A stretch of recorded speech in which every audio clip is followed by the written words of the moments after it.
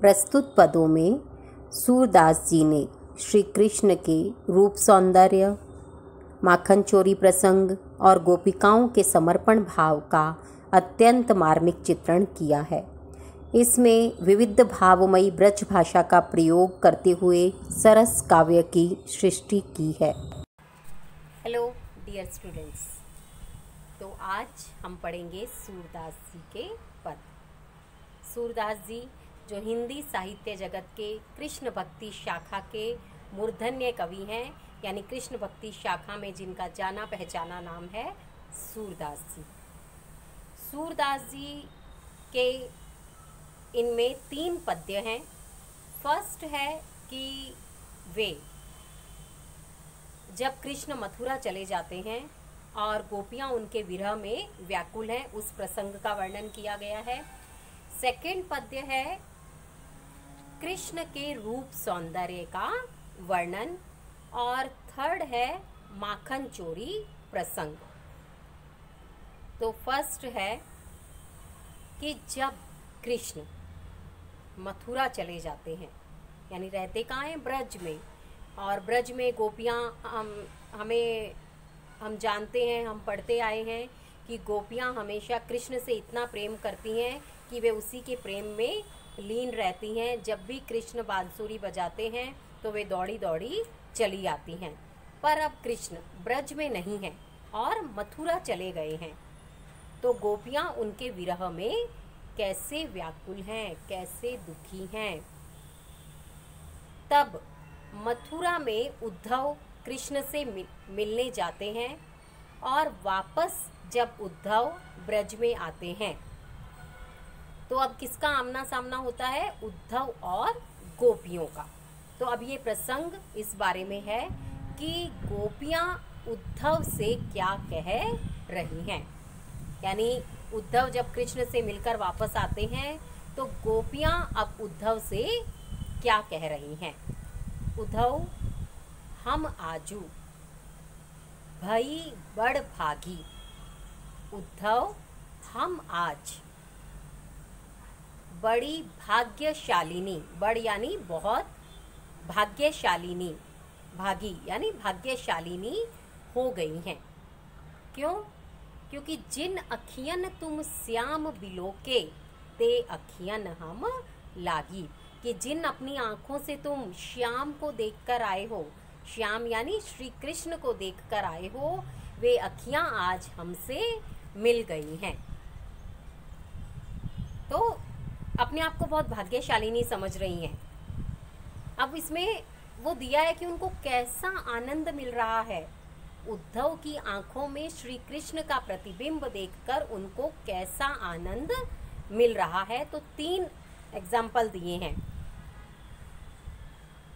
मतलब 3 तरह से उन्होंने बताया है कि फर्स्ट है फूलों की खुशबू से, फिर भंवरा जो एक बी है वो फूलों पर मंडराता रहता है, यानी फूलों से उसका बहुत अनुराग रहता है, प्रेम रहता है। और तीसरा है दर्पण में, जब हम अपना चेहरा देखकर हमारी आँखों को सुकून मिलता है, वैसा सुकून गोपियों को उद्धव की आँखों में कृष्ण का प्रतिबिंब देखकर मिल रहा है। तो अब मैं शुरू से बताती हूँ कि उद्धव आजू हम भई बड़ भागी। जिन अखियन तुम श्याम बिलोके ते अखियन हम लागी। अब नेक्स्ट लाइन है, जैसे सुमन बास ले आवत पवन मधुप अनुरागी। मतलब हमें कैसा सुकून मिल रहा है कि जिस तरह तुम किस तरह आए हो हमारे यहाँ, जैसे हवा फूलों की खुशबू लेकर आती है, यानी फूलों में खुशबू रहती है पर उस सुगंध को फैलाता कौन है? हवा।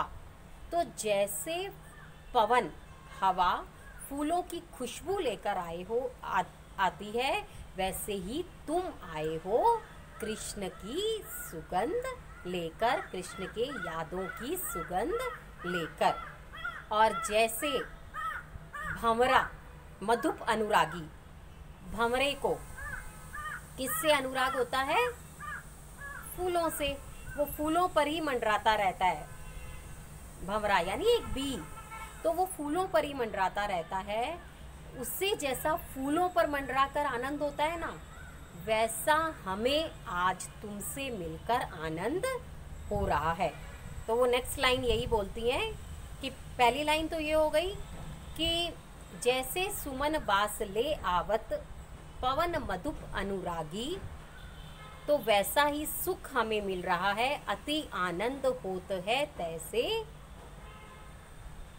सुख मतलब हमारे अंग अंग में सुख समा गया है। फिर है ज्यों दर्पण में दरस देखियत, जैसे दर्पण में, आईने में, मिरर में हम अपना प्रतिबिंब देखकर दृष्टि परम रुचि लागी, यानी हमारी दृष्टि, हमारी नज़रों को बहुत सुकून मिलता है, आनंद मिलता है, वैसा ही आनंद तुम्हारी आँखों में कृष्ण का प्रतिबिंब देखकर हमें हो रहा है। तो सूरदास जी कहते हैं, ऐसे सूर हरि मिले हमको, मतलब सूरदास जी कहते हैं ऐसे भगवान यानी कृष्ण हमें ऐसे मिल गए कि विरह विथा तन त्यागी। विरह यानी जुदाई का जो दर्द था ना मन में, उसने तन को त्याग दिया, यानी वह शरीर से दूर हो गया, यानी दर्द अब नहीं रहा। तो इस तरह इस प्रसंग में कौन किससे बात कर रहा है? गोपियाँ उद्धव से बात कर रही हैं, और किसके बारे में? कृष्ण के बारे में, क्योंकि उद्धव कृष्ण से मिलकर आए हैं, मथुरा से मिलकर आए हैं, और अभी वह किसके सामने हैं? गोपियों के सामने। तो गोपियाँ उद्धव से क्या कह रही हैं, उस प्रसंग का ये फुल वीडियो ही इन दोनों प्रश्नों का उत्तर है। Thank you.